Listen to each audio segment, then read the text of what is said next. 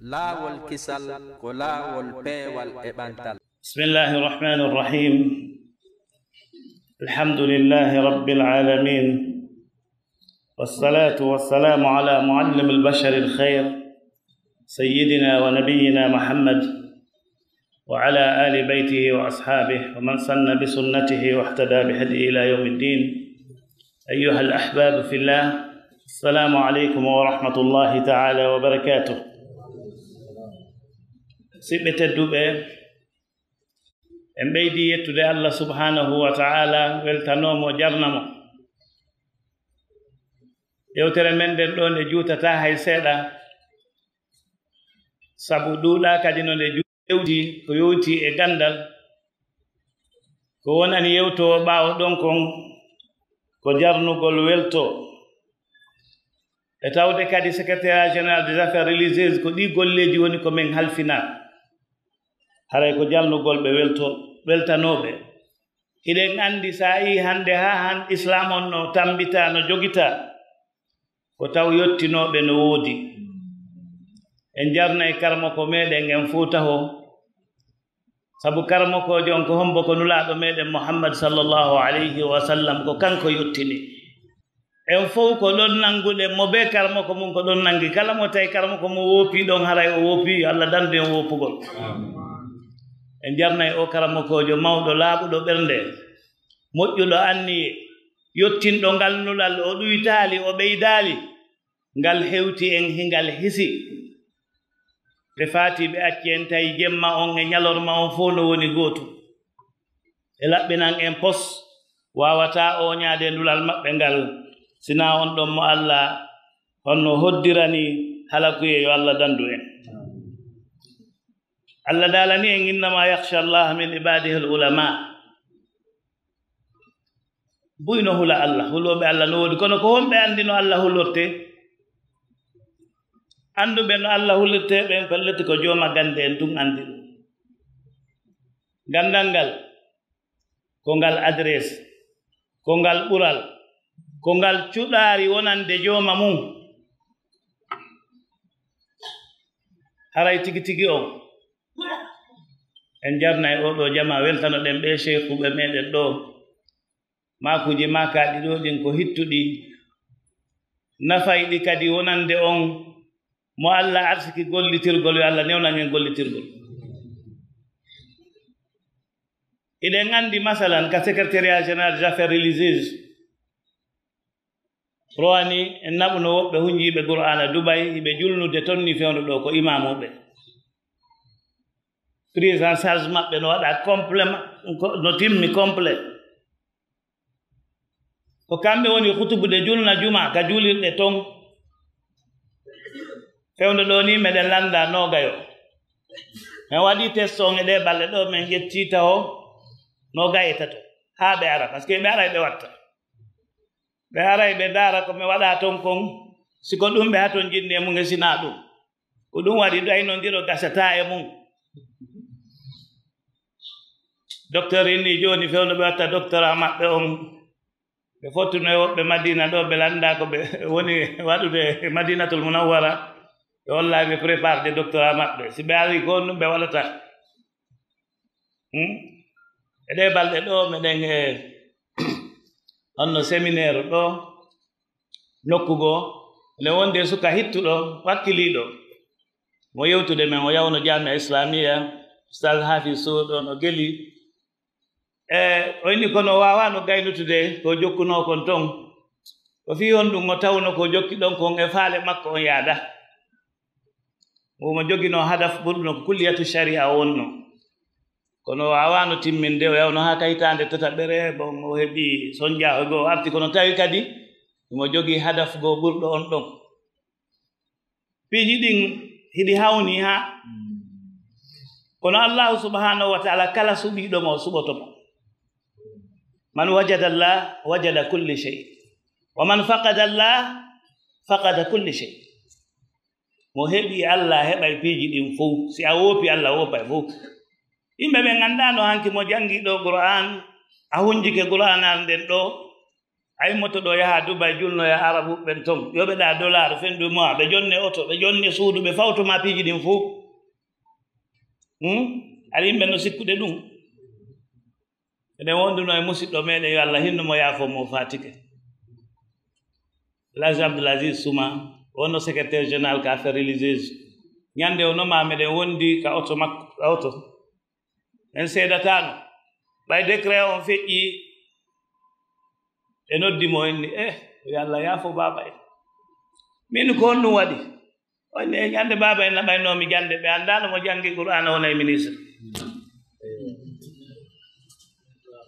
o yiɓe naɓanno janngugol l'école ɓe naadimi l'école won ton ha ɓe ngan huluno on sati mawɓe ɓen ɓe nganno huli ɓe namo janngi l'école murtay oyi ko min e koto an yahuno ɓe geri ha min ɓe ittimi toon ɓe min ɗiɗo no min janngata min ko ɓe mi yahata alɓe jannga alqur'an o wi o ko on anni e maɓɓe moƴƴo ɗon no min mi hannde o décret ɗo naaɓe Allah yaafo ɓe par ce que ko Allah ɓe jonnunola ɓe ƴettanno ɓe ittimme juuɗe fof ɓe jonnimmi Allah nden ñande ɓe miijaaki mi wona goɗɗo no yaha janngo e alqur'ana ka duɗal waɗa madrasa ɗo seeɗa o nomme ministre wona ministre oyni kono ko on anni yo Allah yaafo ɓe ngol konngol haa jooni mi annditay ngol e sifa ɗe ɗo tumbondire isan si en jonni hoore meɗen Allah o accitirta en ni o yeɓata en haray tigi tigi on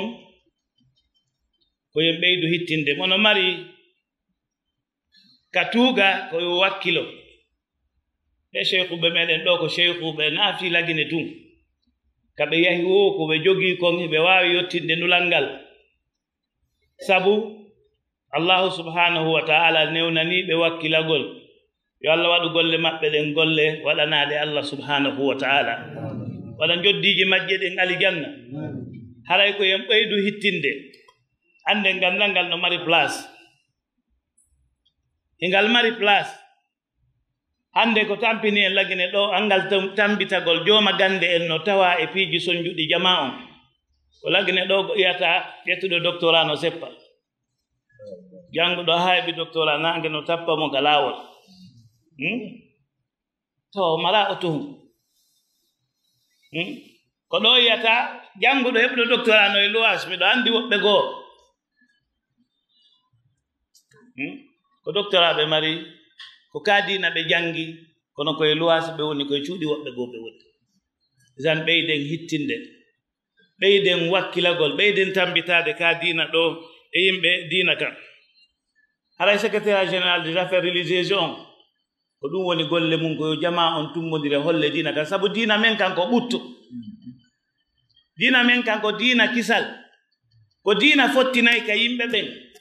ko diina waɗay ka giggol hakkunde jamaaji ɗin ko diina ka jaɓaali tooñe sabu allahu subhanahu wa ta'ala o daali inni haramtu dhulma ala nafsi wa ja'altu baynakum muharrama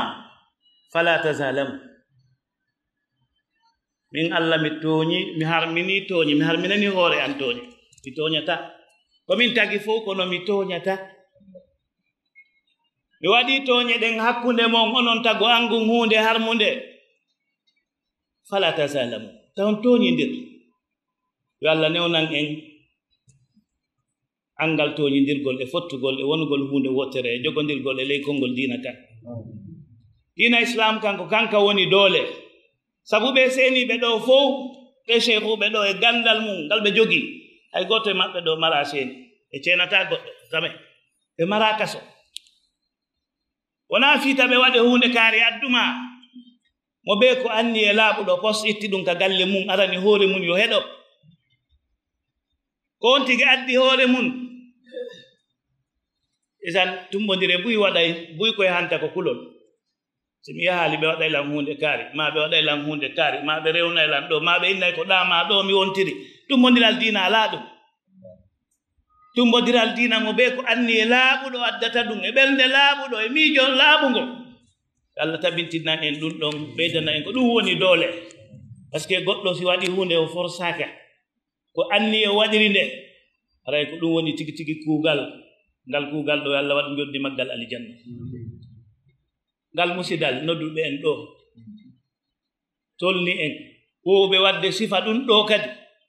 modi Allah ɓeydan ɓe ɓeydu hawrindinɓe sawaba waɗa barki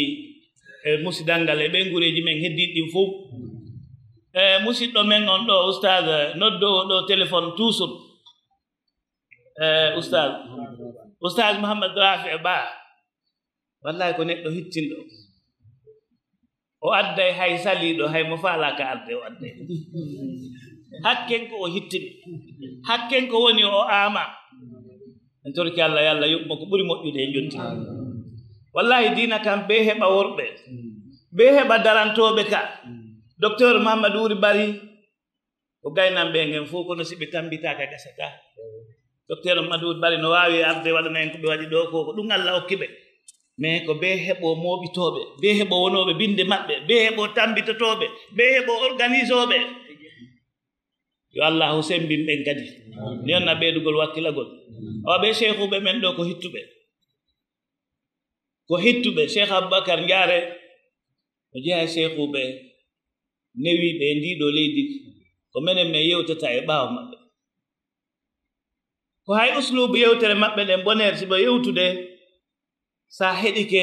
wallahi ɓeyday famugol tawa no ɗaati kadi no waɗi doy sabu kala hunde nde doy naati e mum nde newoto ka doy no mari doole Allah newnan en gollitirgol doy en weltanike cheikhuɓe men ɓen fof en weltanike docteur ɓe cadre ɓe seni ɓe ɗo ɓe en weltanike chef de quartier on ɗo en weltanike gouvernement on kamɓe newni ngal ɗo tumbodiral fiyo tumbodire yewte fi dina en torki Allah subhanahu wa ta'ala ɓe Allah ɓeydo hawndinde e sawaba ara en jarni jama on fof on acca e hakke ɓay golleji ɗin no ɗuuɗi en ala e mutinde ɓuri ɗo inchallah assalamu aleykum wa rahmatullahi ta'ala wa barakatuh